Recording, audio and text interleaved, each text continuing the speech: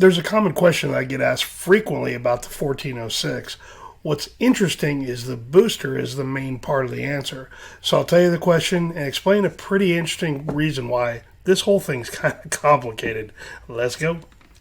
So the question is, why can't you run the 1406 on the Performer RPM or the Torquer style intake? And the answer is kind of complicated, which is kind of weird when you think about it. The reason being is this carburetor, along with the 1411, is calibrated more for an economical, lean running carburetor. Now, those are the two sizes that Edelbrock had in the Performer Series carburetor, the 600 and the 750, and they are designed to be, like I said, more of an economical style carburetor. Remember, the Edelbrock carburetor is used at a lot of chain stores that are used primarily for a carburetor that can be universally bolted onto pretty much anything. So the weird part about that is that carburetor is used to replace quadrajets on stock vehicles. And you don't really need a performance type of carburetor for that application. What you need is something that gets a decent amount of fuel economy. It's jetted and mixed kind of lean with the jets and the rods, but the booster is the biggest reason that carburetor is designed the way it is, and that's where people get stuck. Let's take a look at the tuning chart real quick, and let's compare the two 600s that the Edelbrock had in the Performer Series carburetor. So if you look at the tuning chart here, it kind of tells us everything we need to know. On the 1406 carburetor, it has a 098 main jet, 0.075, 0.047 on the metering rod. When you look at the other 600 that's in that Performer series, it has a larger main jet, 0.100 versus 0.098, 0.070, which is a smaller diameter than the 0.075, and same size on the larger size on the small end for power. Why is that significant? The reason being is because most folks just assume that if they have the 1406, it's just a main jet and a metering rod change to put you to the stock calibration of a 1405, which is a 600 manual choke carburetor, and you should be just fine. Same thing goes on the secondary side. Yes, in theory that would work because they're both 600 series carburetors. They're both fairly identical, other than what we're going to talk about here in just a second, and it just has a electric choke on the 1406, 1405's manual. Should be pretty easy, simple, right?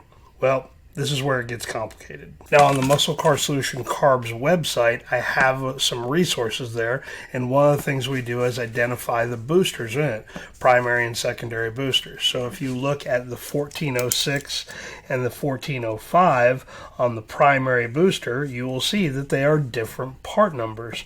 The left side, or the passenger side, is a 7102, driver's side is a 7101.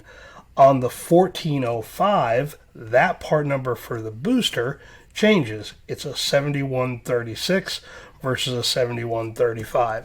Why is that? What's the difference between those boosters? Well, we're going to talk about that in just a second. We're going to put some calipers on, and I'll show you the differences between the two. But here's the thing to keep in mind. These boosters are not sold separately. Edelbrock does not sell booster kits where you can just buy a new set of boosters. They come with a carburetor, that's it. So the only way you're going to change a 1406 into a 1405 carburetor is to buy a 1405 core, make sure it's got the right boosters in it, and you can swap them over, and it will essentially turn your 1406 into a 1405. Not really cost effective, a little bit difficult to do. You've got to go out there and buy cores. Not really feasible. But let's take a look at the differences between those boosters, and I've got some measurements already out, and then we're going to throw some calipers on and see what the differences are in the two. So let's take a look at some results here. Like I said, I already did some measurements on here, but it'll really give you the idea of what's going on. So what I did is I took 5 different measurements here, and I'll show you exactly what I did. So with each booster, I did some pretty specific things. The venturi sizes on these carburetors are the same. What varies is the booster diameters and what's going on the inside and outside. So we took a height measurement, see what the differences are there. Two different measurements on the inside and outside. You can't tell here, but the way these are cast, there's a little bit of a taper here at the top. A little bit smaller diameter at the top, a little bit bigger diameter here at the bottom. On the inside, you can kind of tell where it kind of has a little radius that goes in, help the airflow go through there a little bit straighter, a little bit easier, funnel through there. There's a diameter here, but when you look on the bottom side, you can see where it's got a little bit of a step, and this opens up a little bit greater on the bottom side. I am going to assume that is to facilitate the airflow and get things moving at the right speed past the down leg nozzle that sticks out of the booster. So once it gets through there, you open it up, you let the fuel and air mix together and move down through the venturi, down into the intake manifold, into the combustion chamber to get burned. So those critical dimensions were what I was interested in, and what came across here was fairly interesting. So when you look at the overall height between the two, and this is a 1405, this is a 1406 booster, if you look, they are just a little bit different. The height is 0.619 approximately on the 1405, and the 1406 at a 0.623, 6225 is a little bit taller. Now remember, these are cast pieces. They are not perfectly built CNC, so there's going to be a little bit of variance in it. And I spent a little bit of time with the calipers just to make sure I got it fairly close, and I'm fairly confident with these numbers that they're fairly repeatable. They may be off just a little bit, but really for what the demonstration here is, it's not going to matter. When you look at the barrel diameter of what's going on up here on the top side, on the 1405, again, 1405 on here on the left side, 0.6545 and 0.653. So pretty close. When you look at the barrel diameter on the bottom, 668 with a 5, 667. That one's kind of an odd one, but again, just really because they're a cast piece, they're not going to be perfectly identical. So that may be a little bit of an outlier. It doesn't really matter, I guess. Inside diameter here at the top. Here's where things get interesting. On the top, on the 1405, 0.431.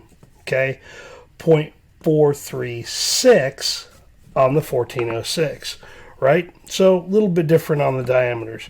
Here's where it really has a very significant difference is here on the bottom side. Inside diameter on the bottom, both measurements, on the 1405, 0.5145.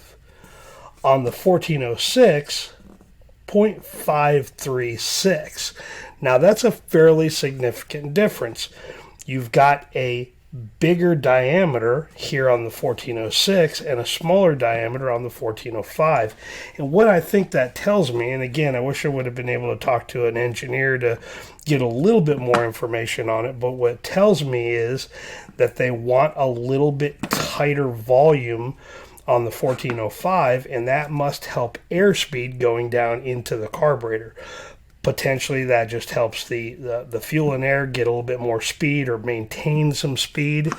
And this on the open side on the 1406, because it's a larger diameter, it must slow this airspeed down, and maybe potentially that helps the fuel and air atomize a little bit better, slows it down going into the carburetor, and that's what the main difference is. So really when you look at it all, they're fairly close, but there are some significant differences. But that bottom side is really where I think the big difference is.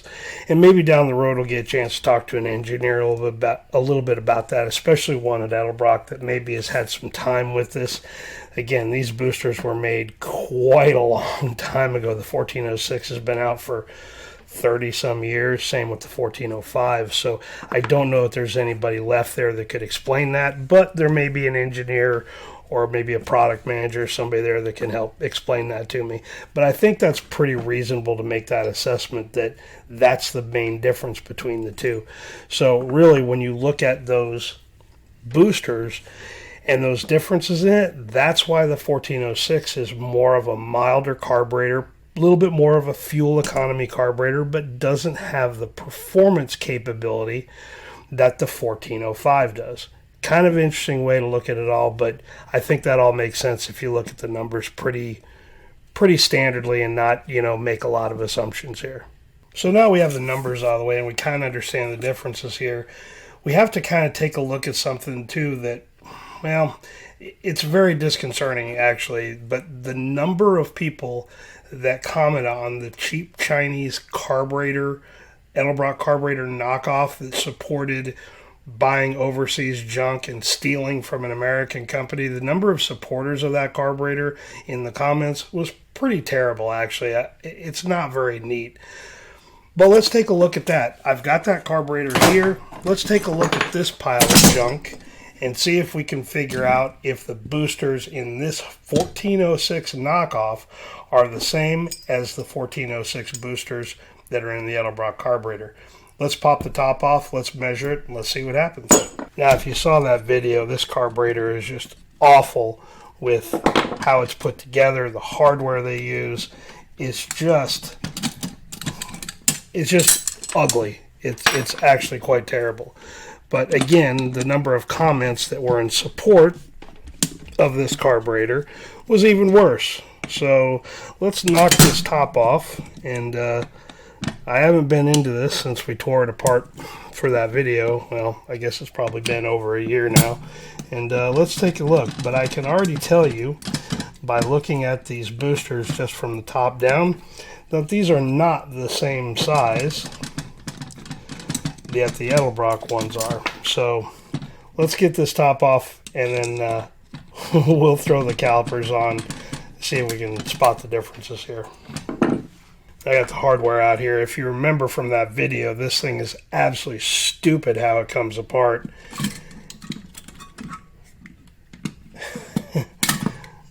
The rod doesn't disconnect from it until you disconnect the top of it. So I'm just going to lay that thing over there. So let's get these boosters out of here. And again, like I said, I can already tell that these are different in the size just by looking at it. But for giggles, we'll throw the calipers on and just show you supporters of this hunk of junk, what you're getting. Alright, so 1406, these are the 1406 boosters. Doesn't really matter. Let's take a look and see what the size differences are and see if we can tell. So if we remember right, the height on the 1406 is 0.623. Let's call it a 0.6095. 6095. A little bit different than the 0.6230 that we had. So height is definitely different. Okay. Now I'm not going to waste my time with everything else here, but let's take a look at that critical. So inside diameter, bottom is where we really opened up here, and 0.536 is the 1406. Alright, 0.539, okay, 0.536.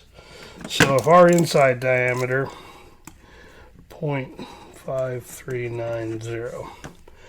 So we are off a little bit, but enough. Again, the knock on that carburetor is that it's a cheap knockoff of the Edelbrock carburetor. Is it the same? No, it's not even close. So it's measurements that we didn't take when we did this video before. We just really blew up the fact that everything is just so cheaply made. The gaskets aren't the same. The hardware's horrible. All of the little critical measurements that we had in there that we took of the carburetor, the metering rods, everything was just off. The boosters appear to be absolutely the same. They are not an absolute knockoff replica of the Edelbrock carburetor. For something that you're going to try to buy that has the same, supposedly the same knockoff version of the American-made carburetor, not even close. I guess it's close, but it's just going to be that much more harder to adjust, harder to tune, harder to make power out of it, harder to, find a way to, if that's what that carburetor is supposed to be, the economical version of the 600 CFM carburetor. And that is absolutely Edelbrock's most popular carburetor part number is that 1406. It's been around forever. Like I said, the chain stores sell a ton of them. Well, the boosters aren't even the same. So they couldn't even get that right. So for all of you fanboys of that Chinese knockoff carburetor, well, enjoy the boosters. They're garbage. Well, hopefully that gives you a little bit of an understanding of why the 1406 is just not a very good carburetor to use on the Performer RPM or the Torquer style intake. It just comes down to how the boosters flow. And yes, you can jet and rod the thing the same as the 1405, the other 600 CFM carburetor in the Performer series, but you're just not going to be able to change the boosters. There's enough of a difference between the 1406 and the 1405, and that is where the money is made, where the performance comes from, where the 1406 and the 1405 vary so differently, and why the 1406 is just a little bit more leaner, more economical style of carburetor. So yes, if you're going to buy a 600 CFM carburetor and you want it in the old Performer style carburetor, buy the 1405. If you want electric choke, then add it to it later. It's the easier way to do it. The cost is probably going to be, even though the electric chokes are a little bit more money these days, it'd be easier to convert the 1405 over an electric choke, and then that way you get the performance you want out of that Performer RPM intake manifold in the 600 CFM carburetor you want. Or really the best bet is to bump up to the AVS2 carburetor. Then you get the best of both worlds. You get the performance out of the AVS2 out of 650 CFM, and then you get the electric choke in the 1906 carburetor. So it's not really that complicated, but it is when you get down to actually measuring it. But you can see what the variances are between it, and that's the reason why. So if you have any questions on that one, please don't hesitate to leave them down below. I'd like to see it. I do apologize for having that Chinese carburetor on here again, but it needed to be shown, and you saw that pretty much as I tore it apart. I had no idea what that was going to look like, whereas on the 1405, 1406, I'd kind of already measured those up earlier, so I kind of knew what the differences were going to be. So anyway, I hope you guys got something out of that video, understanding of the reason why that 1406 is a great carburetor, but it's more of the economical choice. If you want the actual performance carburetor in the Performer series, go with the 1405. We'll catch you guys on the next one. We'll see you.